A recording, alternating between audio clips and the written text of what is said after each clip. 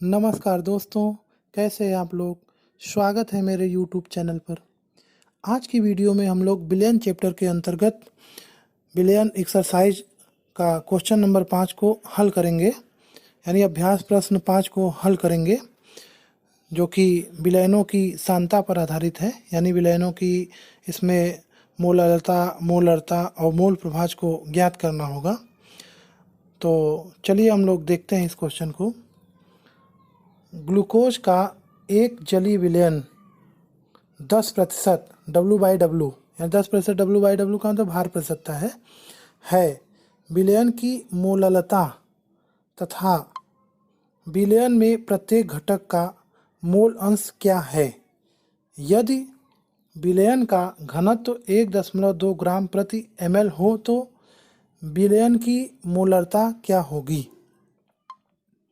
तो कहने का मतलब इस क्वेश्चन में हमें मोललता निकालना होगा, मोल अंश यानी मोल प्रभाज निकालना होगा और मोलरता निकालना होगा। तो सबसे पहले हम लोग मोललता को ज्ञात करेंगे। तो मोललता को ज्ञात करने के लिए जैसा कि हम लोग जानते हैं ये फार्मूला होता है, विलयन की मोललता बराबर क्या होती है? विलेय का भार बटे विलेय का अणुभार गुणित्ते विलायक का भार, ये सब ग्राम में रहेगा, और गुणित्ते 1000। यानी हम कह सकते हैं कि यम मोललता यम बराबर WB/MB इंटू WA इंटू 1000। तो यानी कहने का मतलब हमें विलेय के भार की आवश्यकता होगी। तो इस क्वेश्चन में जैसा कि हम समझ सकते हैं, जब भार प्रतिशतता रहता है तो जितना प्रतिशतता होता है वह विलेय का भार ही होता है, यानी 10% W/W का मतलब भार प्रतिशतता है। तो यानी विलेय पदार्थ यहाँ पे क्या है? ग्लूकोज। तो ग्लूकोज का भार कितना हो जाएगा? 10 ग्राम, क्योंकि प्रतिशतता 100 पे लिया जाता है, यानी पूरा विलयन अगर 100 ग्राम है तो उसमें से 10 ग्राम ग्लूकोज हो गया, तो बचा कितना ग्राम? जल, 90 ग्राम। तो यानी हम इसको विलायक का भार यानी जल का भार 100 में से 10 को घटाकर निकाल लेंगे, यानी 90 ग्राम। तो यानी कहने का मतलब विलेय का भार 10 ग्राम, विलायक का भार 90 ग्राम। और ग्लूकोज का अणुभार या मोलर द्रव्यमान, यहाँ ग्लूकोज क्या है? विलेय है, तो इसका 180 होता है। हम सूत्र से कैलकुलेट करके निकाल लेंगे तो 180 आएगा। तो इसके बाद हम इन मानों को हम इस सूत्र में रख देंगे। तो इस सूत्र में रखेंगे तो यहाँ W भी यहाँ क्या है? विलेय का भार है, तो यहाँ 10 ग्राम हो गया, और MB अणुभार 180 हो गया, और WA यानी विलायक यानी जल का भार 90 ग्राम हो गया।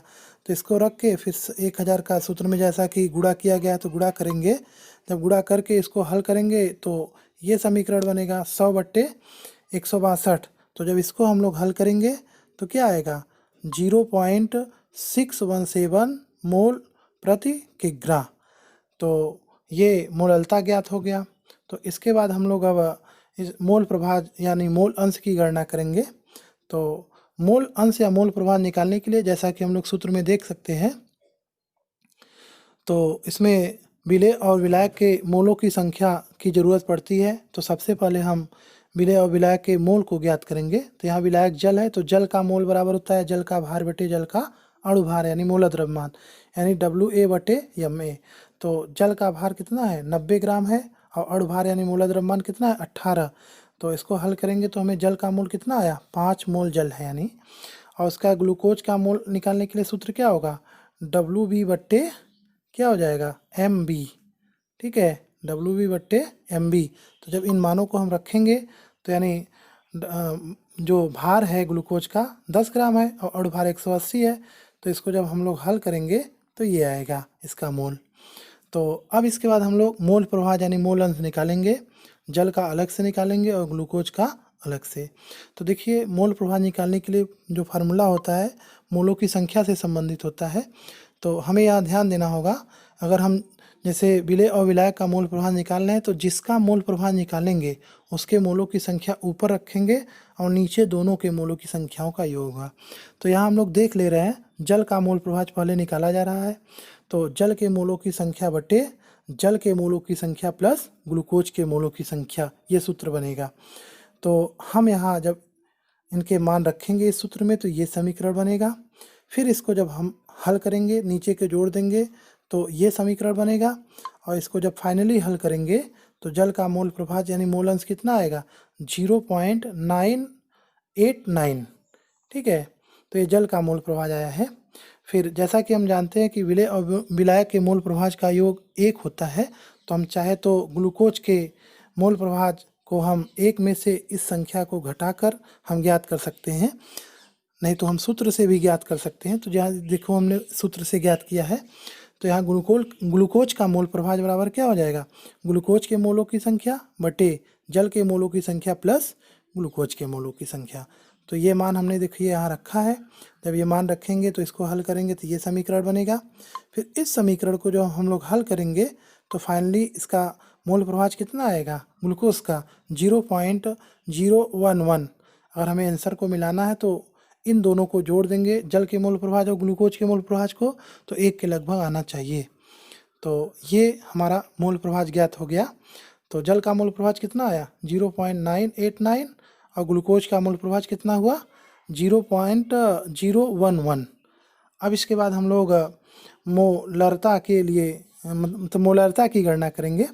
तो मोलरता के लिए जैसा कि हमने अभी पिछले क्वेश्चन में भी बताया है, क्वेश्चन नंबर 4 में एनसीईआरटी में 2 तरीके बताए हैं। तो या तो हम डायरेक्ट घनत्व वाला सूत्र अप्लाई कर सकते हैं या आयतन वाला सूत्र अप्लाई कर सकते हैं।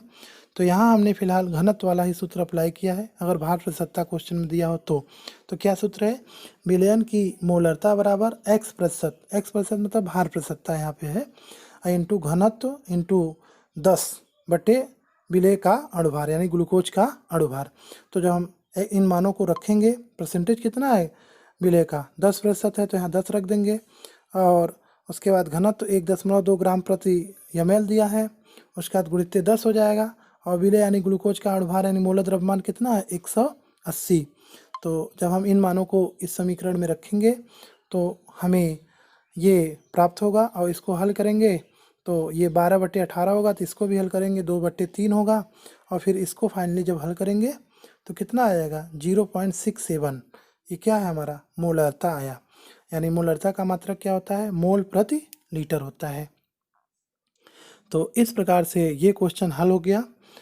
तो आज की वीडियो में बस इतना ही। आप लोग मेरे चैनल को सब्सक्राइब अवश्य कर दें और बेल आइकन को भी दबा दें, जिससे अगली वीडियो के नोटिफिकेशंस मिलते रहें।